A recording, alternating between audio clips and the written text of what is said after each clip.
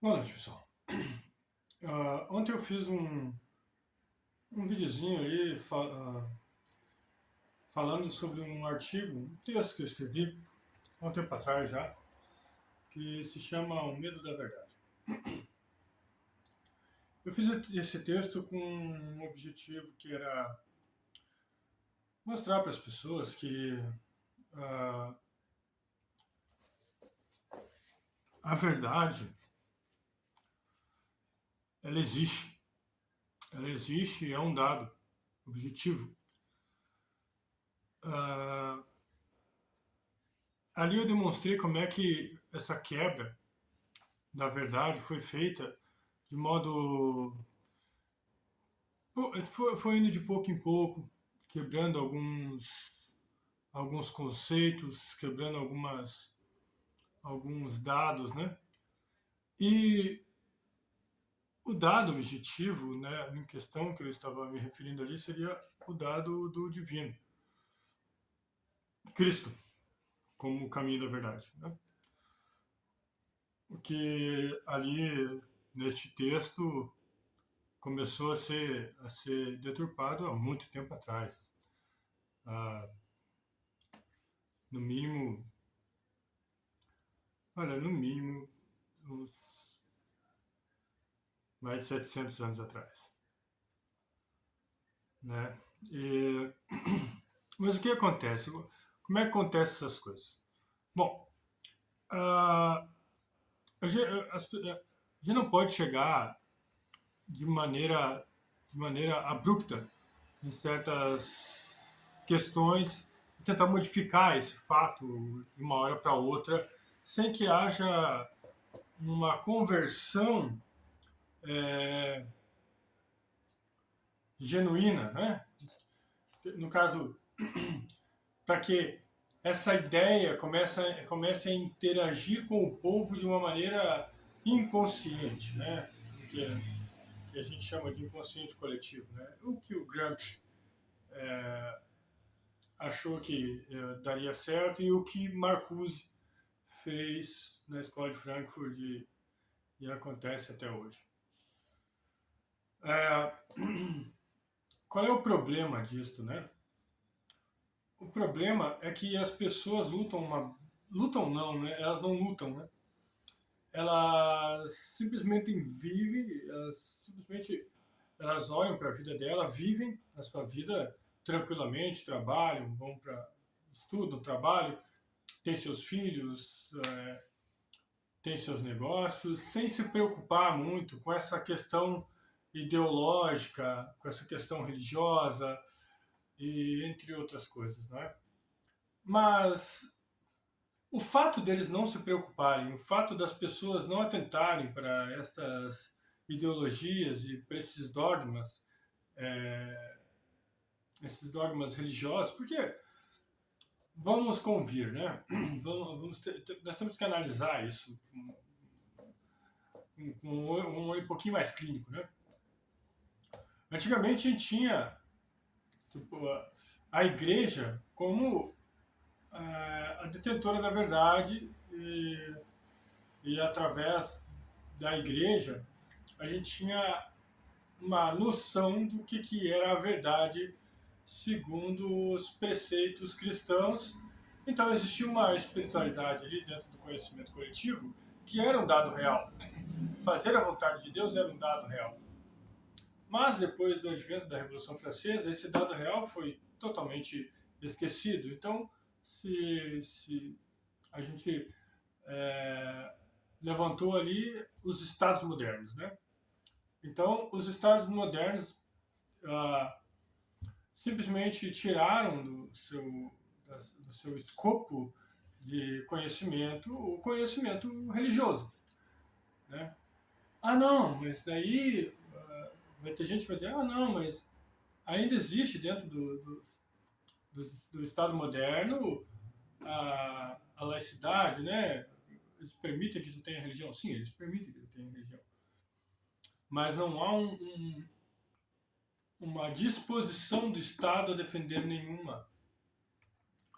E, pelo contrário, o Estado o que faz? Ele simplesmente pega todas as religiões e bota tudo no mesmo balaio de gato e são todas iguais. Né? É o que a gente vê aí, esse ecumenismo acontecendo, né? Todas as religiões levam a Deus. Isso é falso, tá? Mas então, o que acontece? As pessoas, como elas perdem o sentido da verdade nesse parâmetro, né? Ah, o mal, ele age, ele luta contra as pessoas, ele age para destruir as casas, destruir as pessoas. Já vem para matar, roubar e destruir. E ele não encontra defesas. Né? Como as pessoas aderiram a esse movimento como o diabo simplesmente um personagem para assustar crianças, as pessoas param de ver ele como um agente natural, como um agente fixo na história, que está sempre ali formulando ideias, agindo, né, dentro, de, dentro dos estados, dentro das democracias, né? Ele está sempre agindo ali dentro. Né? Ele infiltra ali muitos agentes e tal. É o que acontece, de fato. Né? E fica fácil para ele. Porque ele pode simplesmente te atacar e tu não vai te defender. É a mesma coisa que bom, vamos botar nessa premissa, certo? O diabo é um dado real. Ele existe, ele é um dado real. Tem que eu coloco isso como um princípio, né? Ele existe, é uma premissa fundamental. Na minha vida é fundamentada, é uma premissa fundamentada. Né? Ele existe, tem que ser combatido. Ele existe assim como o ar, ele existe assim como o chão que eu piso. Ele existe e quer fazer o mal. Então, eu tento me revestir das armaduras, né? No caso do conhecimento, e fazer tudo o melhor para poder lutar contra ele. Né? Eu sei que eu tenho vícios, né? Tenho dificuldades também, né? Todos têm, somos todos pecadores, mas eu tento lutar contra isso de uma forma ou de outra. Né? Mas vamos lá, vamos supor que você passe a atuar desta forma, agindo como se o diabo quisesse mesmo te prejudicar. Tu passa, a partir de hoje, tu passa a agir desta forma. Então, vamos colocar esse ente, essa entidade, como um ladrão. Ele é um ladrão e ele está ali na rua. Aqui dentro de casa você está protegido pela sua casa e tal. Vamos supor que aqui seja o santuário de Cristo, certo? E aqui você está protegido. Mas essa entidade está ali na rua e ele está querendo te ferir, ele quer te machucar, ele quer te matar, na verdade. E ele tem lá um revólver. Se você assume que esta entidade é um dado real e ele está lá fora para te matar, o que você faz? Você vai se proteger de alguma forma, vai procurar uma armadura, vai procurar uma outra arma para reagir. Porque você admitiu a premissa de que ele existe, essa entidade está ali, o ladrão está ali, ele quer me prejudicar. Então eu vou me defender de alguma forma, eu vou buscar os meios para que eu possa me defender. Mas se eu não acredito neste ladrão que está ali, e ele está ali, escondido no escuro, e eu não sei, eu não vejo, eu não consigo constatar que ele está ali. Ele está fora do meu escopo de aprendizado, eu não consigo conceber este ente.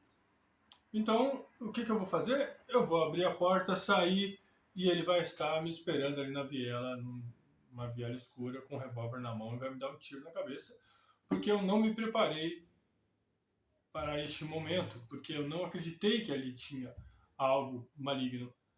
Então, o diabo age dessa forma. Eu quero ilustrar aqui como a mídia e toda essa agenda faz para cooptar, né, as ideias. Por isso que muitas pessoas pensam e agem de maneira que elas não compreendem bem as suas próprias ideias, porque essas ideias são importadas, elas vêm de uma ordem inorgânica, né? Não é uma coisa orgânica, ela não parte do meio social, ela vem de cima para baixo. Existe uma elite que está dizendo para ti o que pode ser dito, o que não pode ser dito e como isso funciona. Eu quero pegar um exemplo hoje de uma de um texto que eu estava lendo. De vez em quando eu pego alguns textos, alguns artigos que saem da ONU, que saem da OMS, essas coisas, e me proponho a ler isso aí para ver quais são os problemas que existem ali, porque onde é que eles estão agindo. Né? Hoje eu peguei um que é o seguinte, que é sobre a alimentação. Né? Eu fui eu fui ver um documento que foi assinado por vários países, por várias organizações, inclusive a Organização Pan-Americana de Saúde, a OMS, a Anvisa. E esse documento se chama, tem 104 páginas, né? 20 páginas é só de referências a institutos de universidade, é, peritos, né? Ah, conglomerados, pessoas com muito dinheiro, que investem nessas coisas aqui para poder proibir algumas coisas e deixar passar o lobby deles. Enfim, uh, o nome do documento é esse: Marketing de Alimentos para Crianças, o cenário global de regulamentações. O que era isso aqui? Isso aqui foi um conselho, vamos dizer assim, ou alguns estudiosos, né, que ganham muito dinheiro, diga-se de passagem, dessas mesmas empresas que estão lá neste documento. Nas últimas 15 páginas lá tem todas as empresas, universidades que ganharam dinheiro das empresas para fazer esse tipo de propaganda. Desculpa, mas é propaganda. Depois vocês vão entender por quê. Então, essas regulamentações sugeridas funcionam globalmente, em todas as nações, através da OMS, através da ONU e companhia limitada. Mas eu achei intrigante que neste artigo, lá no começo, está escrito o seguinte: a Organização Mundial da Saúde não garante que as informações contidas nessa publicação... Só um pouquinho, pessoal.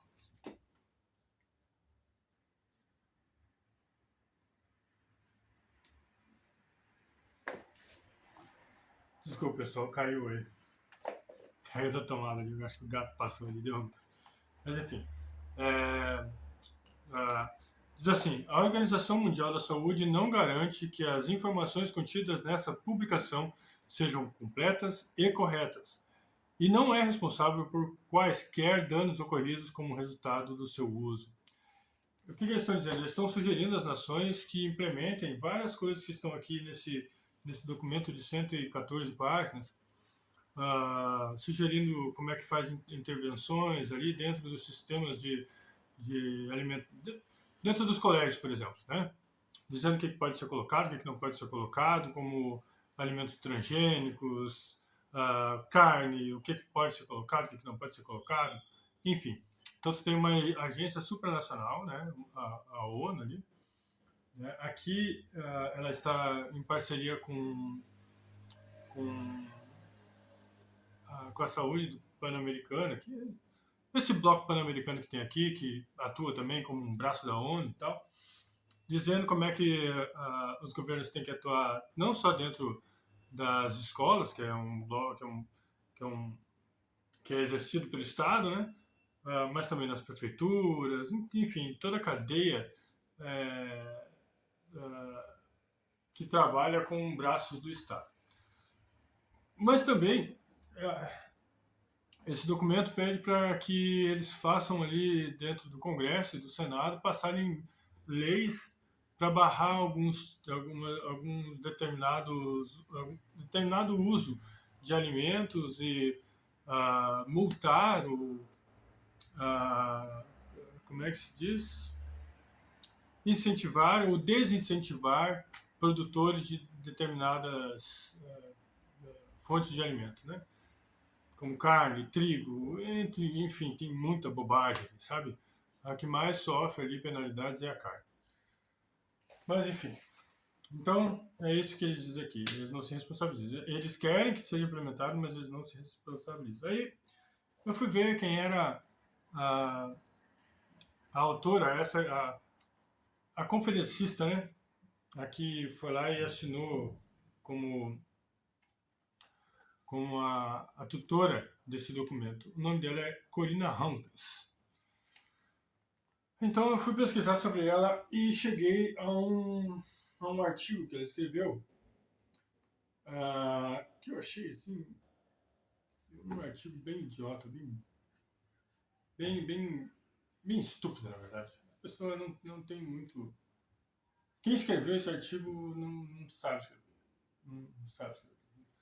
Se no máximo da sua vida, se ela leu um ou dois livros de literatura, um ou dois livros de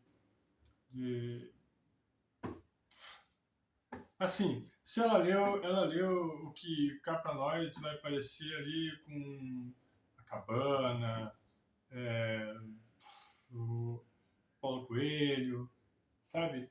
Não é uma pessoa que que tenha lido coisas mais Gustavo Corsão, um Machado de Assis, entende? Ela não é brasileira e tal, né? Mas, assim, fazendo referências a nós aqui. Mas vamos supor, ela nunca leu Dostoiévski, ela nunca leu Dante Alighieri, ela nunca leu Romero. Isso ela nunca leu, porque se ela tivesse lido, ela teria pelo menos um artigo um pouco mais bonito, um pouco mais sintático, vamos dizer assim, com um pouco mais belo, mais que dá prazer de ler, sabe? Mas não, o artigo dela é feio, cheio de conjecturas total, sem sentido nenhum. Mas enfim, então eu fui ler o artigo, o nome do artigo é o seguinte: o dia em que o sistema alimentar foi ao médico. Deixa eu fechar aqui a janela. Só.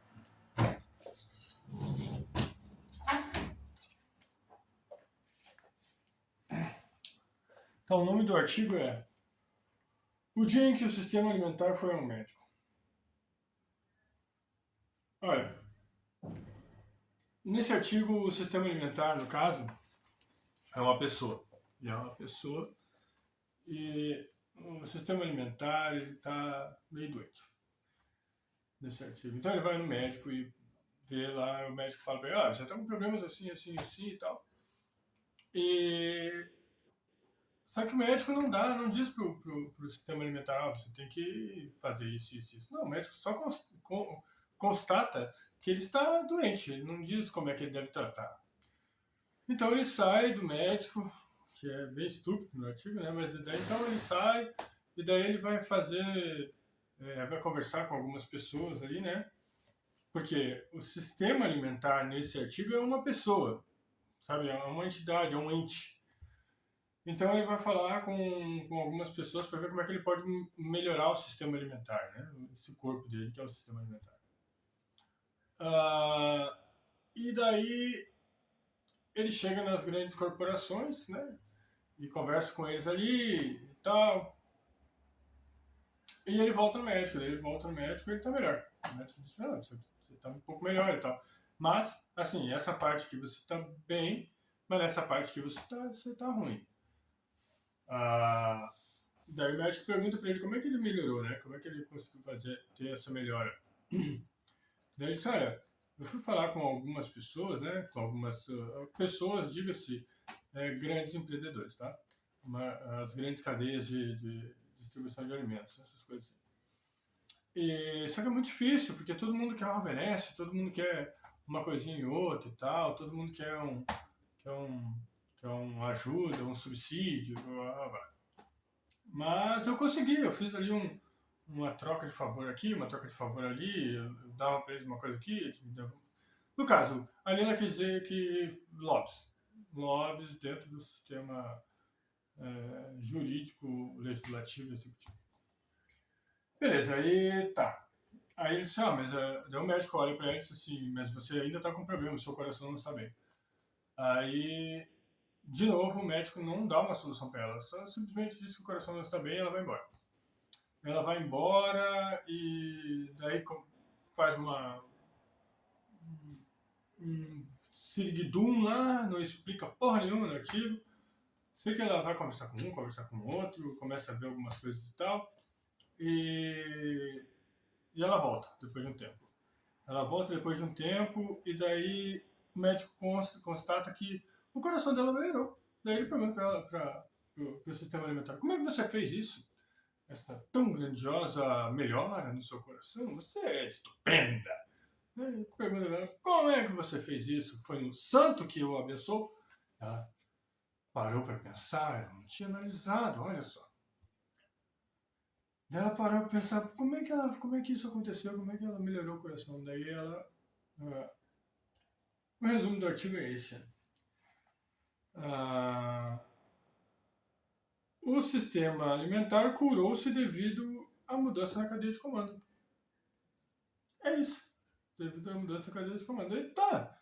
Tu pode achar assim, não. Entendo. É plausível.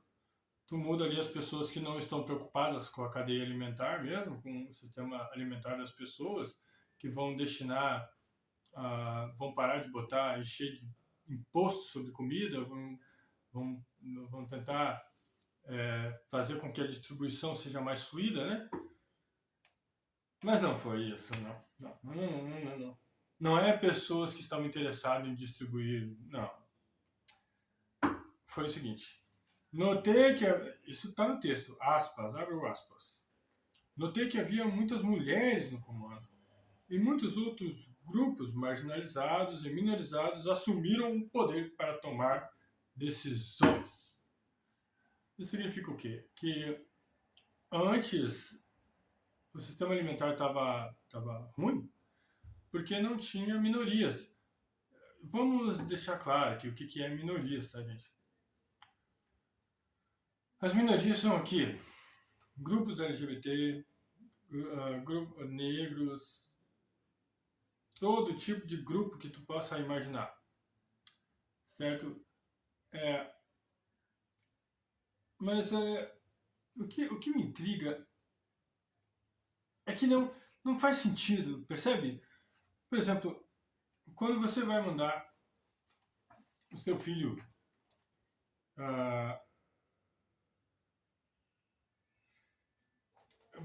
quando você vai procurar um médico, vamos procurar um médico do seu filho. Seu filho está doente. Aí você tem ali um médico que é jovem, mas é negro. E você tem um médico que é velho, tem uns 50 anos, tem 30 anos de profissão. O jovem negro tem 1 ano de profissão. E o seu filho é necessário que seu filho faça uma cirurgia. Você vai dar prioridade para que o jovem negro faça a cirurgia só porque ele é negro, ou você vai dar prioridade para o senhor de 50 anos que já está habituado, já tem mais técnica, já está há 30 anos na frente do jovem que ele faz essa cirurgia? Qual dos dois você botaria a vida do seu filho? Se você disser que você botaria a vida do seu filho no homem branco de 50 anos, você é racista. É isso que está dizendo aqui. Basicamente é isso. Na verdade, ele não quer melhorar o sistema alimentar. O documento serve para uma única coisa: regular os produtos de alimentos. Regular a carne, regular, entre outras coisas. Aí a gente tem que perguntar por que isso, né? O que a carne, qual é o mal que a carne faz? A falta de proteína, a falta de carne, por incrível que pareça, nos torna mais burros. Tem um artigo que foi escrito, eu acho que foi pela Universidade de Oxford, com mais de 1.500 pessoas, entre veganos, vegetarianos e pessoas que comiam proteínas. O que o que eles notaram é que a perda a queda do QI em pessoas que não comiam carne era estrondosa. Estrondosa. A diferença é gigantesca. Os filhos das pessoas que comem carne e dos que não comem é gigante a diferença. O documentário está aí, é só você procurar. Então, isso diz muita coisa. Quanto mais idiota for a população, mais fácil de manipular. E também uma coisa que eles não comentam, né? Com todas essas intervenções que existem da OMS, regulamentações de alimentos, coisa e tal, como pode ter aumentos de doenças cardíacas, aumento de doenças cancerígenas, aumento de problemas respiratórios e tantas outras. Se eles têm um programa mundial para beneficiar as pessoas segundo o sistema alimentar, por que está dando tão errado? Por que deu tão errado as vacinas, por exemplo? Ou você ainda acredita que as vacinas foram para o bem? Perceba, eles atuam na área dos alimentos, eles atuam na área da educação, eles atuam na área da medicina, eles atuam na área da propaganda. Existe sim um movimento de governo mundial, quer você queira, quer não. E esse movimento já foi escrito na Bíblia. Você escolhe. Se você quer continuar acreditando que o inimigo não existe, ele continuará atentando contra você. E você está totalmente indefeso. Está totalmente indefeso contra o inimigo. Porque o inimigo existe e tu finge que ele não existe, tu não sabe de onde ele vem, não consegue nem conceber quais são as armas que você pode ter para lutar contra ele. Só tem uma arma que você pode ter para lutar contra esse inimigo.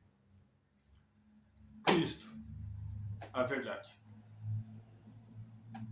Lamento, mas é só esse o caminho.